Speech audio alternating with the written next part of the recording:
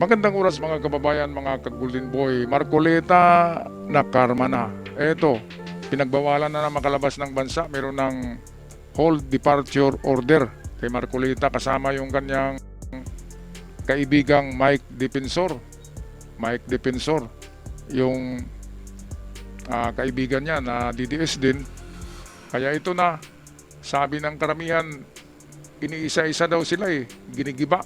Hindi sa ganon, lahat talaga sila may kaso dahil gumagawa sila ng hindi tama. At lalo na isa kang senador, tapos kinukontra mo ang gobyerno, napakasama niyan. Kaya pag initan ka talaga ng gobyerno. Kaya ito nga, you cannot fight the law always won. You fight the law won. Yan talaga ang batas Kahit ang gobyerno ay nagkamali, kapag banggain mo yan, parang bumangga ka sa bundok. Pisat ka talaga.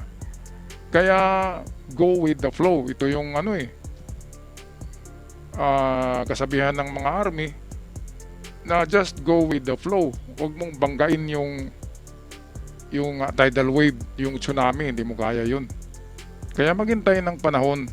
Hindi makapaghintay itong grupo ni Marcoleta Saka ni Cayetano ng kanilang panahon na sila'y sisikat.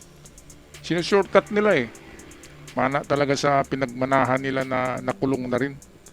Kaya ito ang balita courtesy sa atin ng PTV News Channel, atin panoorin. Kawalan ng makalabas ng Pilipinas si Senador Rodante Marcoleta. Tapos maglabas ang Sandigan Bayan ng Precautionary Hold Departure Order o Buti nga PHDO. sa'yo. Kasama ni Marcoleta, sina dating Quezon Representative Mike Defensor sa inilabas na kautusan ng Anti-Graft Court. Yan ang ulat ni Rod Lagusa. Kasunod ng inilabas na Precautionary Hold Departure Order o PHDO ng Sandigan Bayan 7th Division laban kay Senator Rodante Marcoleta na isa sa mga bagong Vice Chairperson na Ito ang makapangyarihang liit-liit pala na tao to Ang iiksi ng braso. Ayan Tapos yung ulo, ang lalaki ng ulo niya Tapos yung balikat, ang liliit. Tapos iiksi, parang ganun di ba? Parang arp. Parang sabi ng iba, chihuahua. Yung iba naman, pitbull daw Sa tingin ko, pitbull. Mga kababayan, talagang ingay-ingay. Ingay-ingay sa Senado.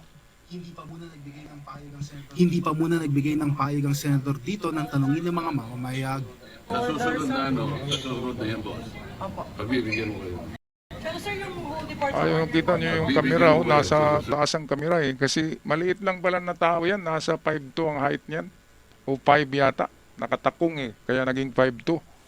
Ganyan talaga kapag kulang sa pansin, nagpapapansin.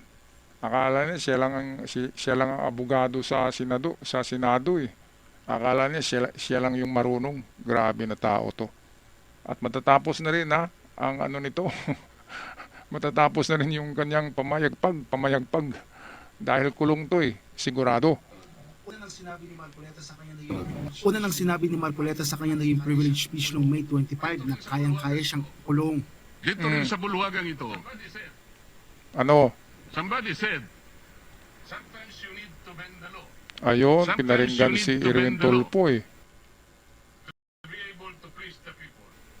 To be able to please the people. Mr. Secretary Rimulya. Am I right, Mr. Secretary Rimulya? Then the Secretary of Justice. Secretary Rimulya, then the Secretary of Justice, now Ombudsman, said loudly.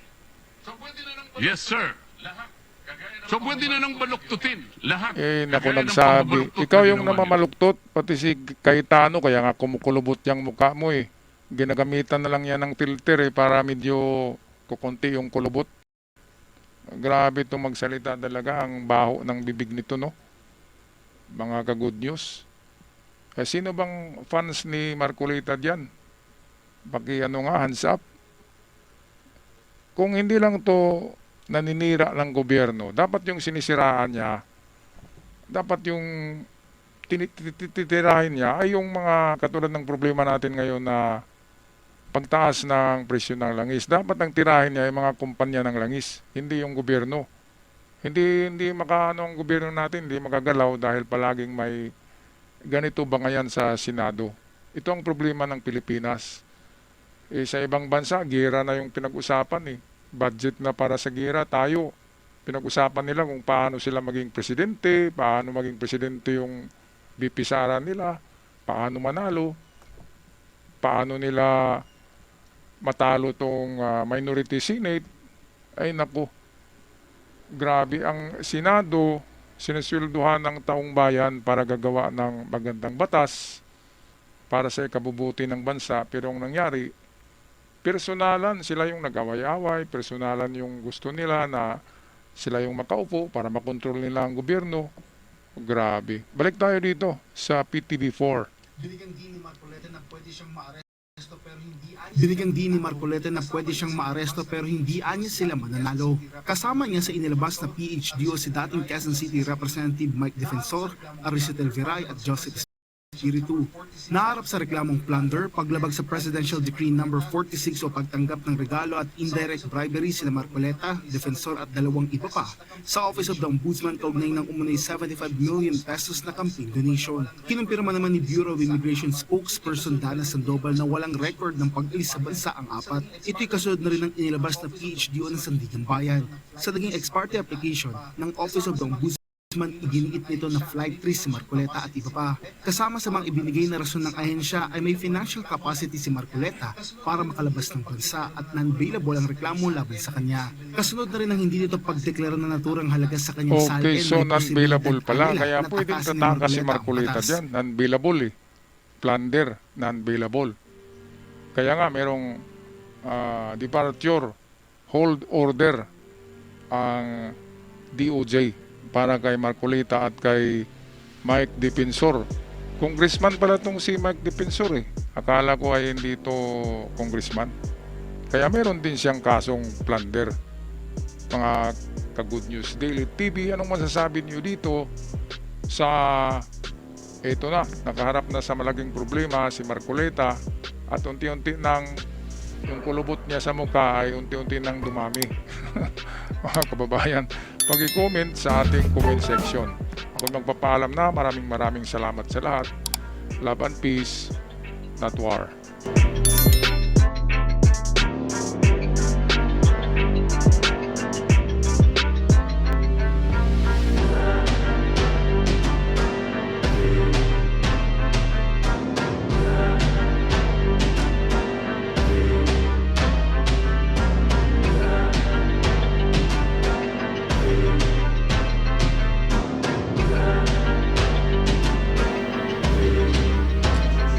Arp, arp.